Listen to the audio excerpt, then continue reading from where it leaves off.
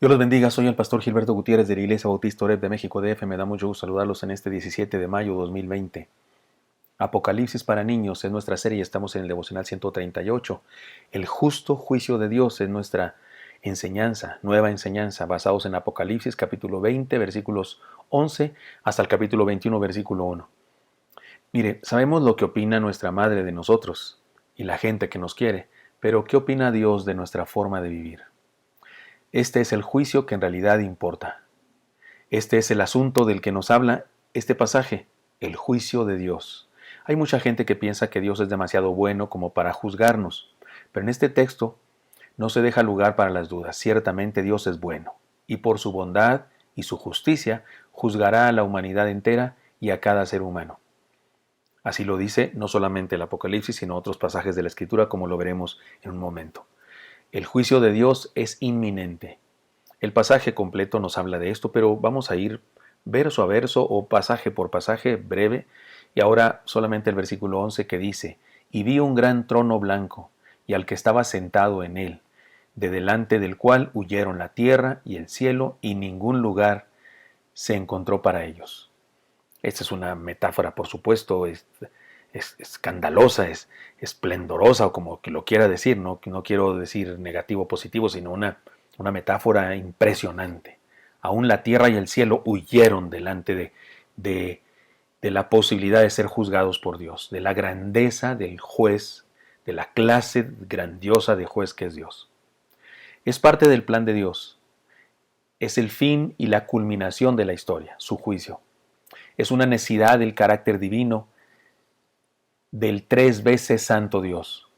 Porque recuerde, el atributo de la santidad de Dios es el único que se dice por triplicado, ¿no? Dios es amor y eso es maravilloso, pero en ningún lado dice que es amor, amor, amor. Es verdad y en ningún lado dice que es verdad, verdad, verdad, pero sí dice que es santo, santo, santo. La santidad, su santidad, es muy importante. Así que sí, se nos habla de un trono para representar la solemnidad y realeza del juicio. O sea, no es cualquier juicio, no es un secretario de un juez el que nos va a juzgar, como en la cultura de nosotros, los diferentes países de donde somos parte, usted y yo. No, es un juicio real, el rey, el soberano, el dueño de todo cuanto existe, el dueño del universo entero. Es el juez también que juzgará. El trono es blanco, representando la pureza. Su presencia impresiona la creación misma. Nadie se puede esconder de dicho juicio y de dicho juez. No es concebible la historia de la humanidad y el plan de Dios sin un juicio final. Toda la Biblia nos habla de eso. Todo el capítulo de Romanos, capítulo 1, capítulo 2, nos habla de eso, del juicio de Dios. Por lo cual eres inexcusable, tú hombre que juzgas, dice el Señor. Y ni aquellos que no recibieron el Evangelio, ni aquellos que no conocen la Biblia tienen excusa, porque las cosas invisibles de Dios, su eterno poder y deidad, se hacen claramente visibles desde la creación, siendo entendidas por todos, de manera que no tienen excusa. Es que a todo ser humano Dios se le ha revelado. A algunos se nos ha revelado de manera muy especial a través de su palabra, porque la leemos y la podemos comprender. Pero a los que no han recibido su palabra, no porque no hayan querido, sino no lo han recibido, porque no tienen el contexto, porque viven en algún lugar donde nunca nadie les ha anunciado la palabra del Señor, pero tienen el cielo, el sol, la luna, las estrellas, los animales, la vida misma, que les dice a gritos quién es Dios. Un día emite sabiduría, otro día, dicen los salmos. Así es que nadie tiene excusa. No es concebible entonces la historia de la humanidad y el plan de Dios sin un juicio final. Toda la Biblia nos lo dice. Nos encaminamos irremediablemente hacia dicha experiencia. Esta es la verdad. Y esta verdad nos hace una demanda ético-profética importantísima a los seres humanos. Esta verdad nos desafía a los seres humanos a entender los mandamientos de Dios y a seguirlos y a entender la santidad de Dios y sus enseñanzas ético-morales y la importancia que éstas tienen en su proyecto, en su plan de salvación. Nuestro comportamiento debe ser congruente con la realidad futura. En resumen, en vista del seguro juicio de Dios, debemos caminar, enfilarnos hacia ser mejores cada día. Ahora, no nos confundamos. Dios es amor Y Él quiere salvarnos a todos. Mire cómo dice 2 de Pedro 3:9. El Señor no retarda su promesa, según algunos la tienen por tardanza, sino que es paciente para con nosotros, no queriendo que ninguno perezca, sino que todos procedan al arrepentimiento. Esto está clarísimo. Dios no quiere que nadie se pierda, quiere que todos procedamos al arrepentimiento. Sin embargo, su amor no está en contra de su justicia. Él estableció valores morales y nos dio a los seres humanos conciencia moral. Así que la evaluación de nuestras vidas a la luz de sus enseñanzas es una realidad. Leamos algunos otros textos que nos recuerdan esta verdad. Por ejemplo, en Mateo 12:36.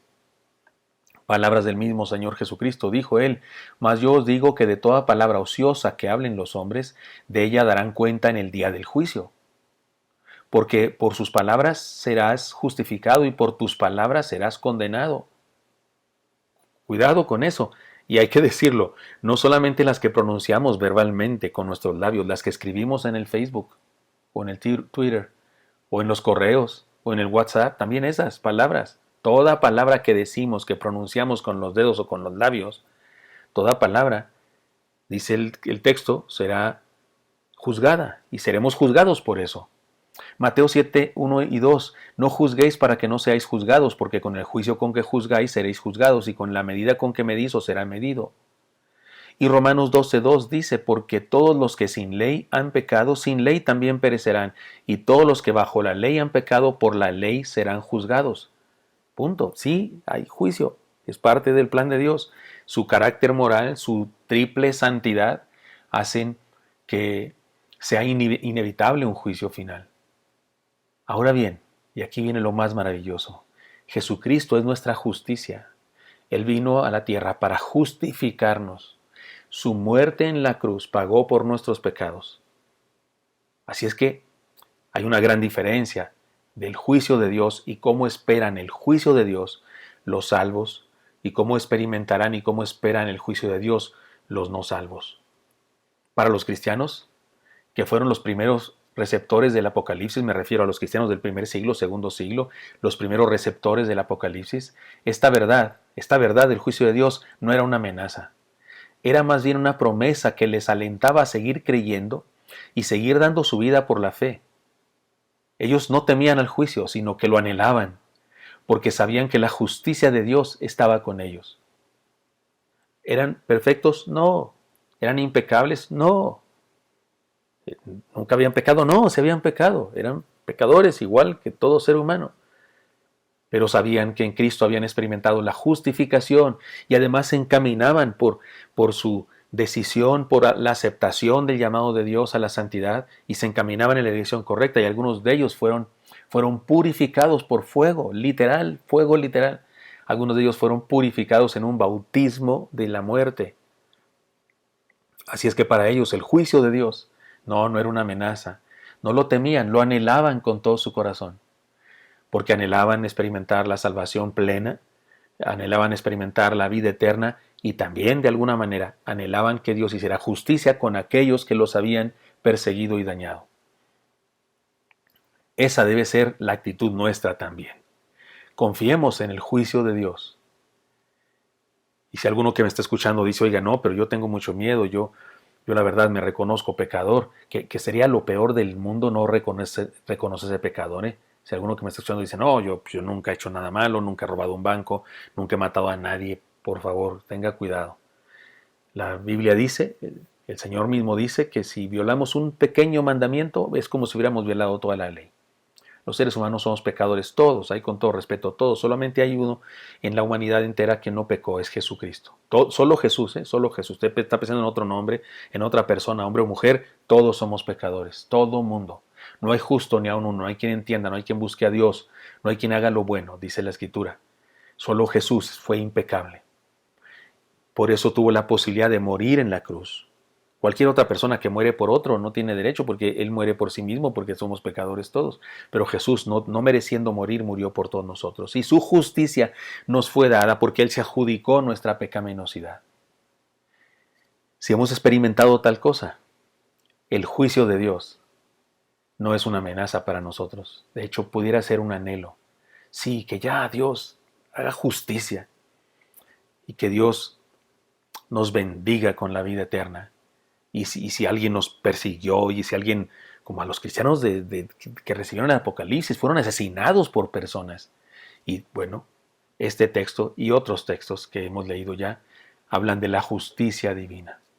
Y no era necesariamente porque quisieran venganza a los cristianos, sino para que quedara establecido que ellos habían hecho lo correcto y que tenían razón. En ocasiones sí dan ganas eso, ¿no? De que alguien diga que tiene razón, como cuando hay injusticias, como cuando hay soborno, como cuando hay gente que da dinero para que te culpen a ti, como cuando en una situación de escuela o de tu casa misma con tu hermano o con tu hermana, no puedes comprobar que no hiciste tal cosa y otra persona con hipocresía y sientes una impotencia.